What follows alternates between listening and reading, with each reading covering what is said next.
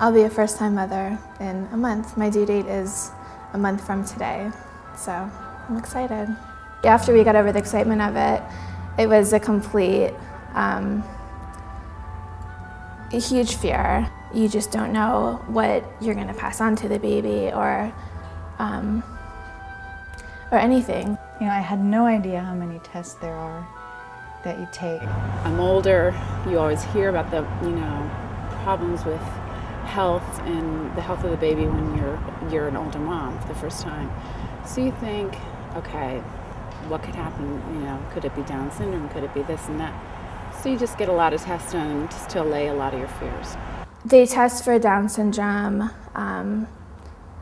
They test for a whole slew of things based on your background. I went through the amnio, which you hear a lot of horror stories, but for me it wasn't bad. They stick a very thin but long needle into your abdomen using an ultrasound to basically guide the doctor through the whole process.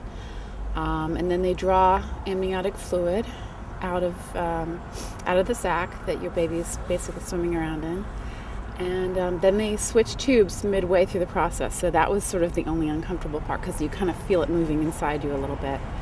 And then that's it. And then they remove it. You don't even really feel a whole lot beyond the prick of the skin. I think for us, the risk of the baby having Downs was about the same as the risk of losing the baby from the amnio. So it was kind of difficult to decide, but at the same time, we wanted to know that the baby was healthy. My fear was that I would have an abnormal baby and that I would have to figure out what I wanted to do if it was in fact positive for Downs or something like spina bifida or something really, really tragic that I don't know that we'd want to deal with the first time out. Waiting for the results was pretty scary. And just, you know that you have a baby growing inside of you, but you're kind of a little bit afraid of getting attached to it or afraid of having too many feelings. It's very strange. Could I, terminate a pregnancy? I don't know.